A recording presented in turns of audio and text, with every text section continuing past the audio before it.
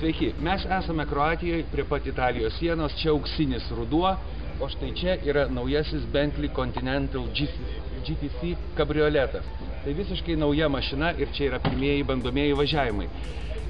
Pagrindiniai šios mašinos bruožai: V12, 12 cilindrų benzininis variklis su 2 turbokompresoriais ir 575 arklio galių jėga, 700 nanometrų, 4 varomieji ratai, 40, 60, 100 km jinai pasiekia greičiau negu per 5 sekundės ir didžiausias greitis daugiau kaip 300. Tačiau ką galima pasakyti apie šį automobilį to, ką sunku apibūdinti žodžiais? Tai yra apie galią ir apie jos galimybę. Iš tiesų, šis automobilis priskirtinas superautomobilių kategorijai. Bet kuo jisai skiriasi, pavyzdžiui, nuo Ferrari, Lamborghini, net ir nuo Porsche? Kai mes paspaudžiame tų superautomobilių pedalą iki galo, pirmasis dalykas, ką mes pajaučiame, tai garsą. Garsas yra vienas iš tų pojūčių, viena iš tų emocijų, kuri žavi sportiniuose ir sportiškose automobiliuose. Tačiau šiame Bentley'e yra viskas kitaip. Kai mes paspaudžiame šią žvėrišką galią, kai ją išlaisviname, tai pojūtis yra visai kitas, nes garsas čia nėra pagrindinis dirgiklis, pagrindinis malonumą teikiantis pojūtis.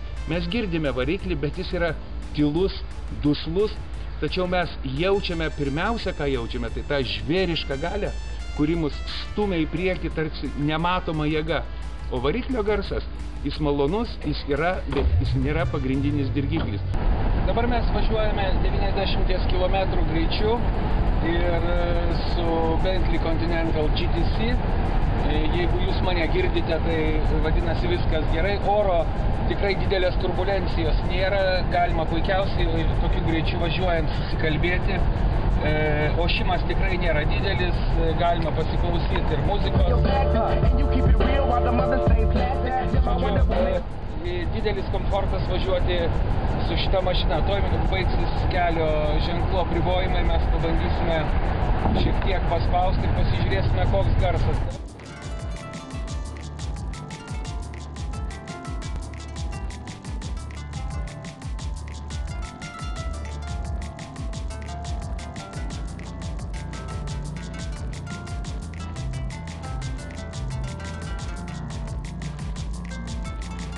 Dabar mes važiuojame 60 km per valandą greičiu ir kaip girdite, turbūt ošimas yra minimalus, nieko nekedena nei plaukų, nei jie uždegti kepurėlį. Ir dabar pabandysim pavažiuoti greičiau, ir kad įsitikintume, kokia yra gera garso ir vėjo izoliacija. Taigi spaudžiu dabar 80, 90, 100, 120, 130,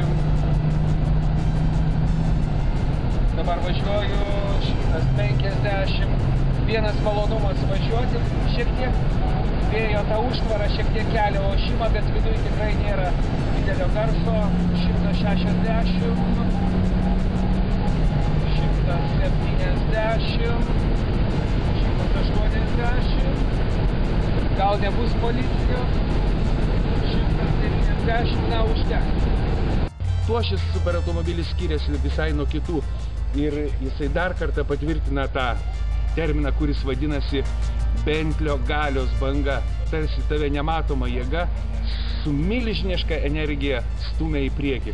Štai turbūt yra ir pagrindinis šio automobilio skirtumas. Na, o kalbant apie kabrioletą, tai galima pasakyti, kad jo stogas yra labai funkcionalus, 3 sluoksnių.